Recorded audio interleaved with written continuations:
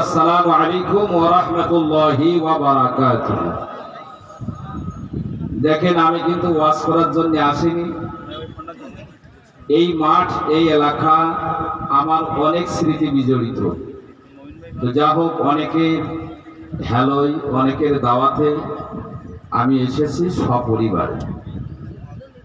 তো যেই মাঠে আজকের এই মাহফিল হচ্ছে, আল্লাহ পাকের কাছে শুকরিয়া আদায় করি যে এমন একটি মাহফিল হচ্ছে যেটা হবে বাস্তবতার মাহফিল। কথা বলেন ঠিক না? তো আল্লাহ পাক এই মাহফিল কবুল করুন, আমরা সকলে বলি আল্লাহুম্মা আমিন। গণপতি সর্দার হটকলা জামে মসজিদ আমি 3 বছর 3 মাস 11 দিন ইমাম ও খতিবের দায়িত্ব পালন করেছিলাম। মাঝখানে আমার জীবনের নতুন একটা অধ্যায় শুরু হয়েছিল, নতুন একটা সার্টিফিকেট এই মসজিদ থেকে আমার অর্জন হয়েছিল, সেটা হচ্ছে কারাবরণ। 18 দিন আমি কারাবরণ করেছিলাম এই মসজিদে থাকাকালীন। এই জন্য আমার জীবনে যত সার্টিফিকেট, তার ভিতর দিয়ে এই মসজিদে ইমামতি করতে যে একটা সার্টিফিকেট হয়েছিল, সেটা হচ্ছে কারাবরণ। আমি আপনাদের জন্য দোয়া করি, গণপতিবাসীর জন্য।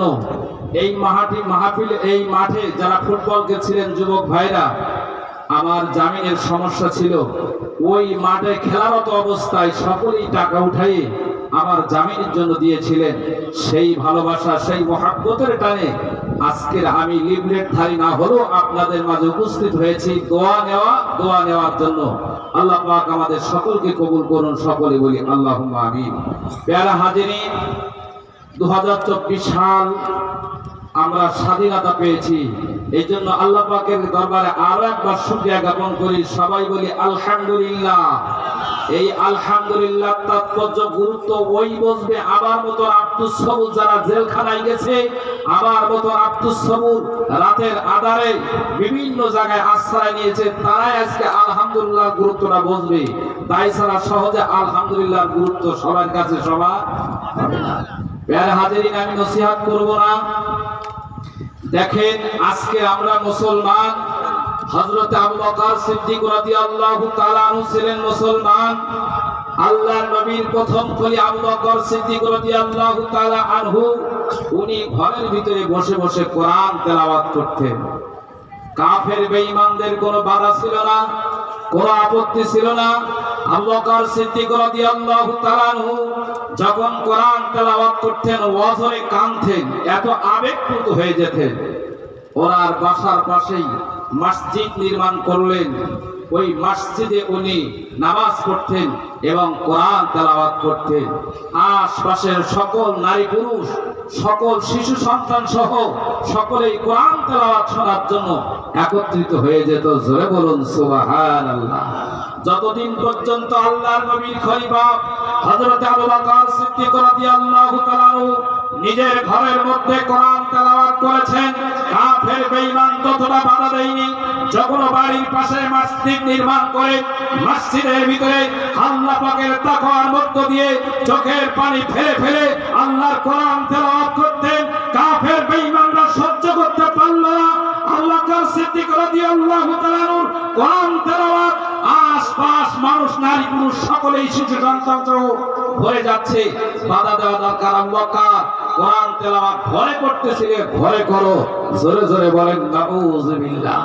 প্যারে হাজিরিন, বাংলাদেশের 96 জন মুসলমানের দেশে আজকের ওয়াজ করে করে আমরা বিভিন্ন ভাবে বয়স করে ফেলেছি, ওয়াজ শুনে শুনে বিভিন্ন ভাবে বয়স করে ফেলেছি, কিন্তু বাস্তবতায় কিন্তু আমরা কিছু নিয়ে আসতে পারলাম না।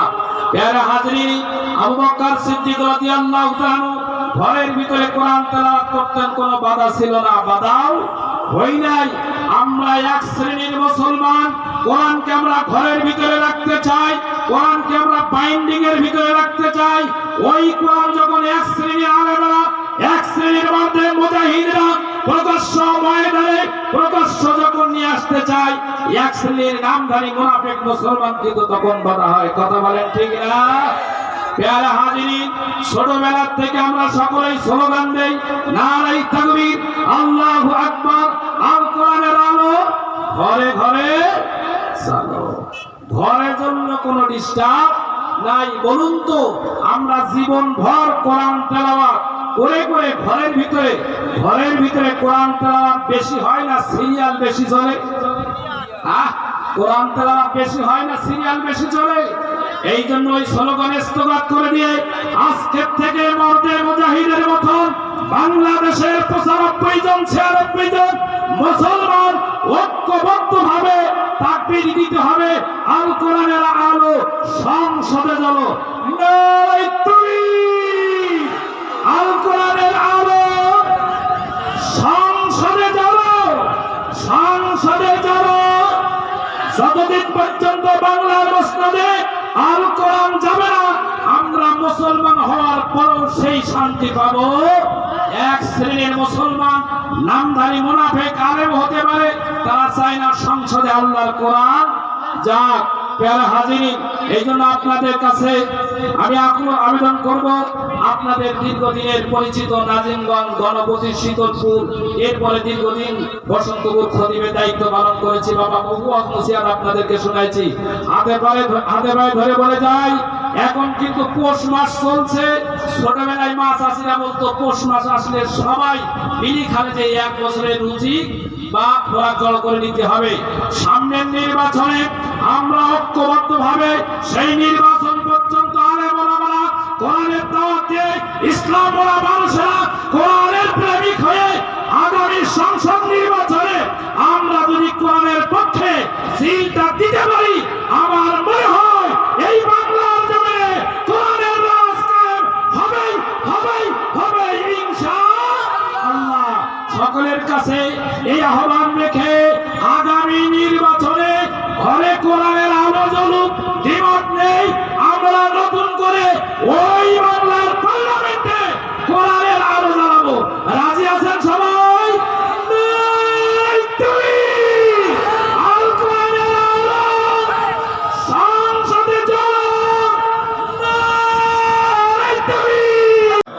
সোজা করছেন, পিছনে একটু টানা দেন, পিছনে পিছনে পিছনে, এবার একটু সামনে দেন। মাশাআল্লাহ, জোরে হাত সোজা করেন।